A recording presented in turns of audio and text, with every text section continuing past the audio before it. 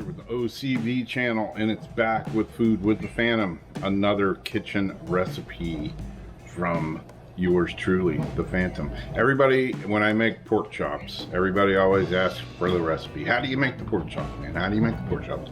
So here you go. Here's the pork chops. I'm using just thin cut pork chops.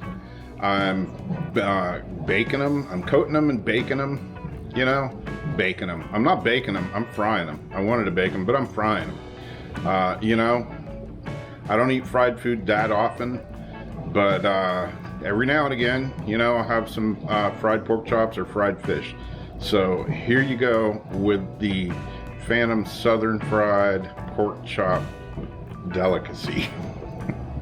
All right, we got, the oil is heating up. I'm using a mixture of canola and peanut oil. Basically just have some all-purpose flour. This one, I am going to pour a little milk in. Just using some 2% milk. Gonna crack an egg.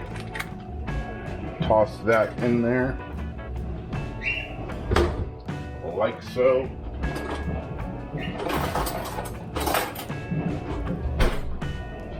Whisk that up a little bit.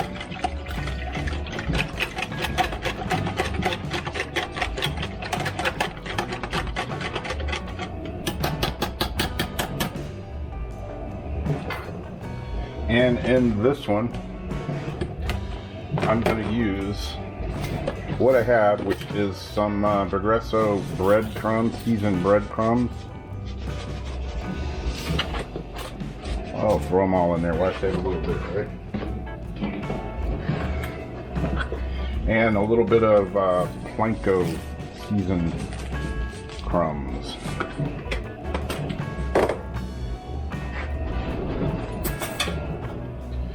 Take that and stir it all up. Now, take a little bit of Dano's seasoning. Chuck that in there. Again, stir it all up.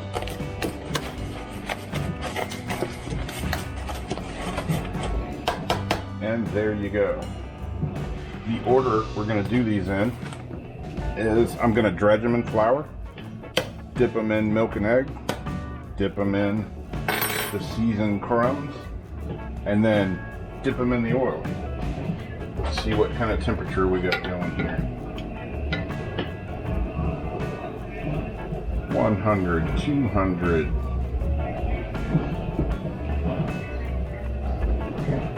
250, 300. Looking at about 330 degrees or so. I'm gonna turn it down just a hair. You know, 350, right around that range is good. Just gonna take pork chop, dredge it in the flour.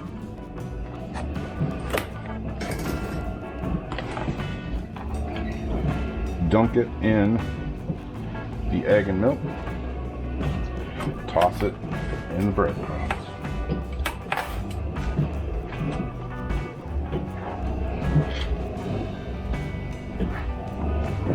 Do the same step for all of them. However many you have to cook. I've got a whole half full right here. But I'm gonna fry, and I like 4 at a time.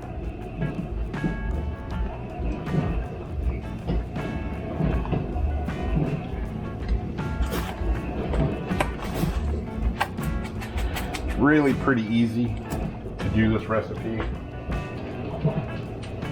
And these are thin cut pork chops, so they cook really quickly. And one of the keys is you don't want to overcook them. You know, everybody thinks, oh, it's pork, you got to cook the crap out of it.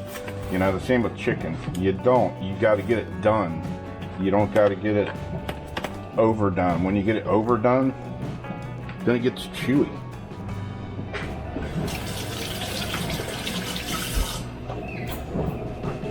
Same with cooking shrimp.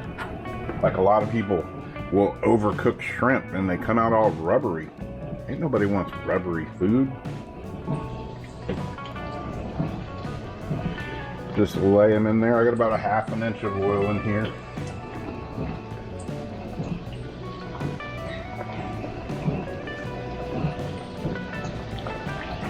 Four at a time. And I'm going to let these cook, you know, basically maybe a couple of minutes aside. You just want them kind of golden brown. I'll flip them here in a minute. In the meantime, we can throw a few more, get them breaded up, get them ready to go, and keep this little assembly line hopping.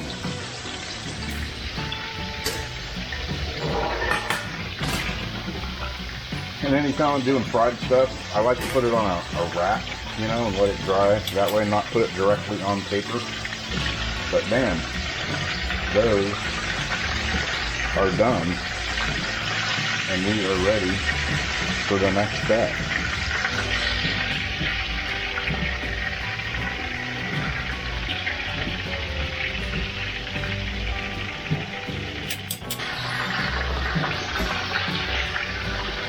You just want that nice golden color and keep them nice and crispy. And you get these here and you tear them in half, and look at that, they're all nice and done. And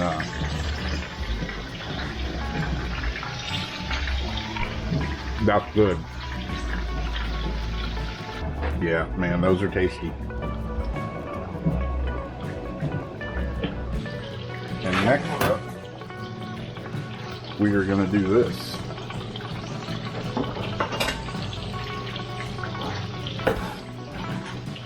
Get that pan ready. We're going to do some squash. Real quick like. Cut the ends off of there.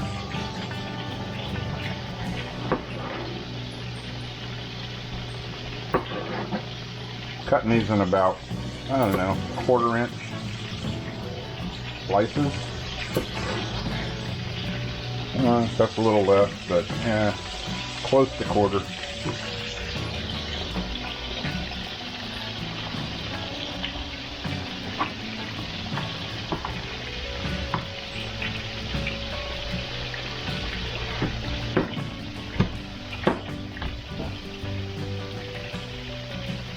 Same with this one.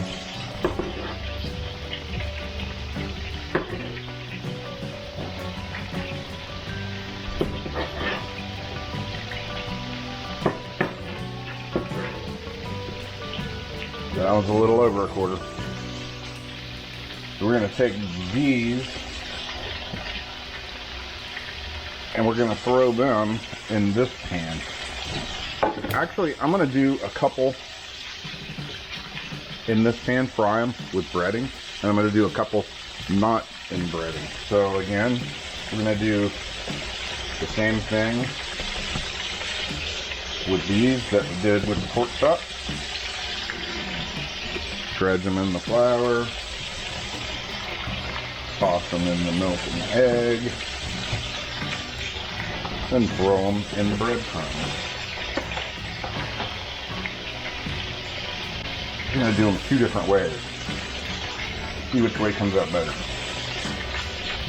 You know, when I'm cooking, I like to kind of have everything like ready. And, you know, that way when I start cooking, I got everything within arm's reach. And I can just kind of jam it out.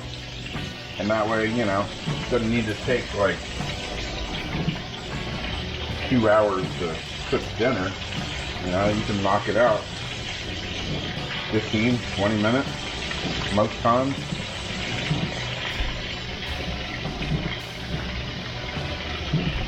I gotta keep an eye on these pork chops over here so I don't burn them.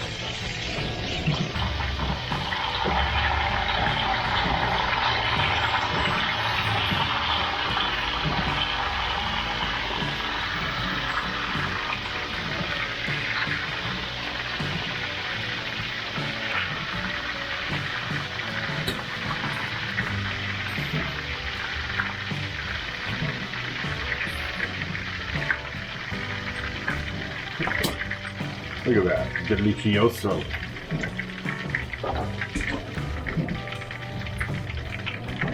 Alright, we're gonna chuck these breaded squashes right in here.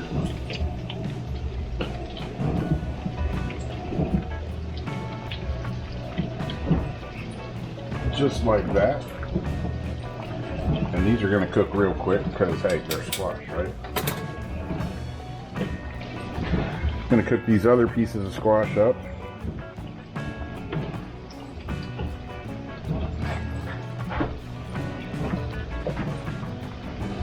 In this pan right here. Gonna use a little bit of butter in the pan.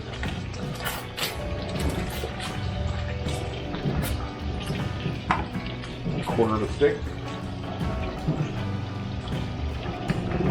Get that melting. Again, throw a little Dano's original seasoning up in here.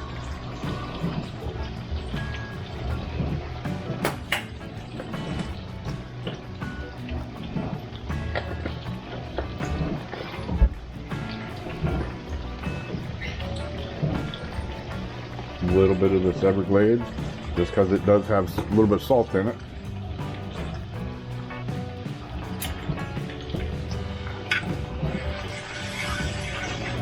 Get that butter. You can use, normally I would use some garlic.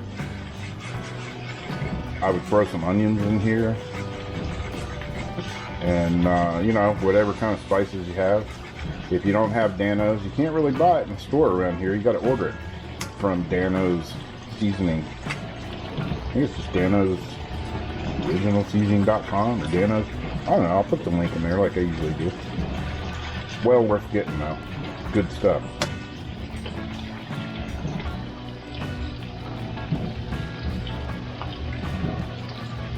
Slap your squashes in there like that.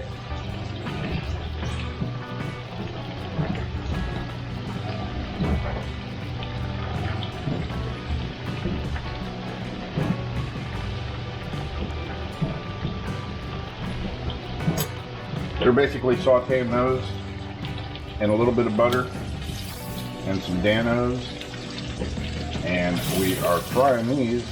These are going to be some breaded squash. I haven't ever done it like this, actually, to tell you the truth. So this is new. You know, you saw me open up the recipe book and follow it, right? Right? No, I didn't. I don't usually, you know, when I'm cooking like this, it's just like, you know, off the spur of the moment. Hey, well, we got bread in here, got everything else, let's fry a few pieces of those too. What the heck, right?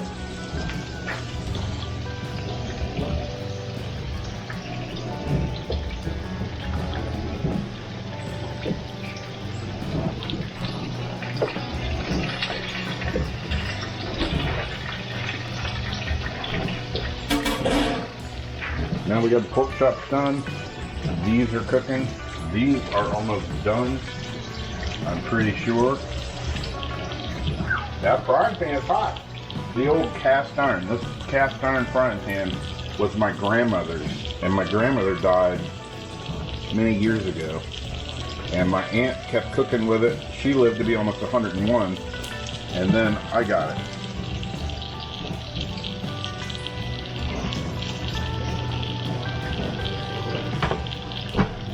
Give me a comment down below if you cook with a cast iron frying pan, because I love them. This is like, I cook everything in this thing. Like dang near everything. Except for these squash right here. You might flip over, you turd. But yeah, you want to get that kind of little crust going on there from the seasoning.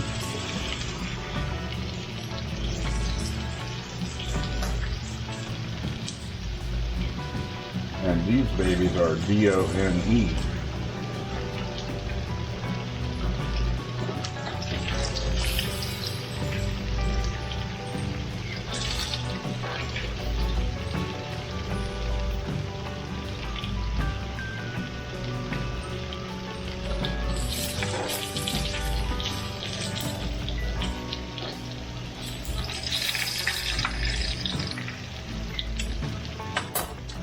fried yellow summer squash. I was going to put them over here, but we ain't got room for that.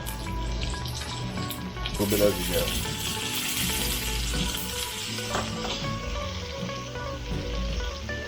So yeah, once again, got these squashes cooking.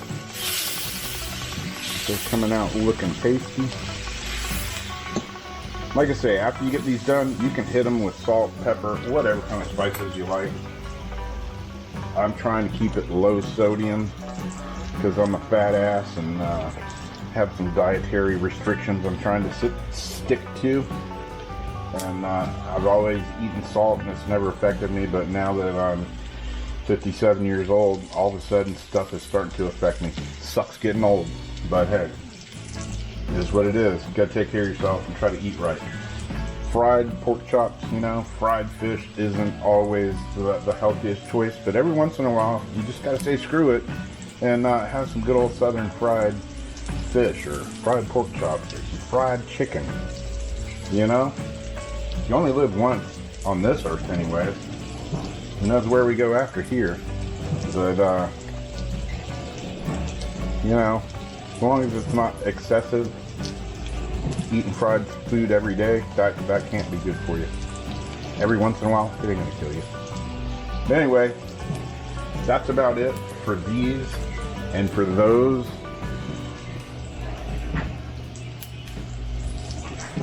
And for this, look at this fried squash.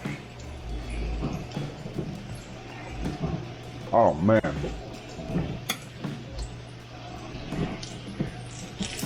That is awesome.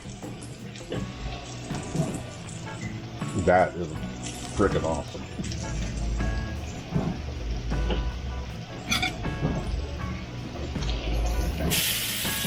I'll be doing that again.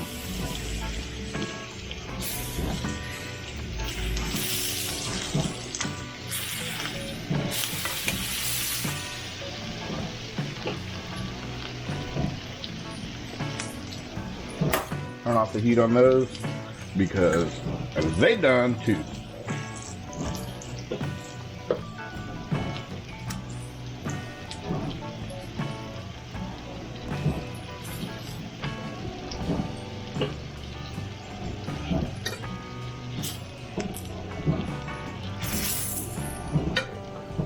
Nothing but butter, a little bit of Danos, and a little bit of Everglades fish and chicken.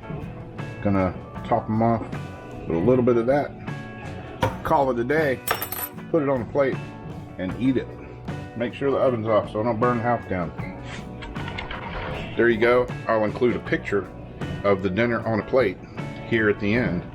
But I can tell you right now, let me taste one of these. These are hot.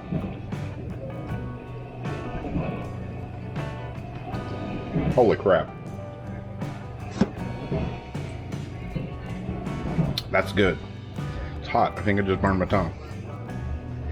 But, you know, there you go. There you have it. I'll include a plate, presentation plate here at the end. I'm going to sit down and have a little chow down real quick. Thanks for watching. Hit the subscribe button. Hit the like button. Give me a comment below. Do you cook in cast iron or do you cook in plain old non-stick pans? I'm a cast iron fan. I cook the living hell out of that pan right there. I clean it every night and I cook in it damn near every day. And it's cooked, I don't know how many pork chops and steaks and chicken and what is it called? Ground steak. All kinds of stuff. I used to eat food out of that frying pan when I was like 4 or 5 years old. I'm 57 now and I'm still eating food coming out of that cast iron pan that was handed down through several generations. There you go. There you have it. I'm out of here. Thanks for watching. Bye-bye.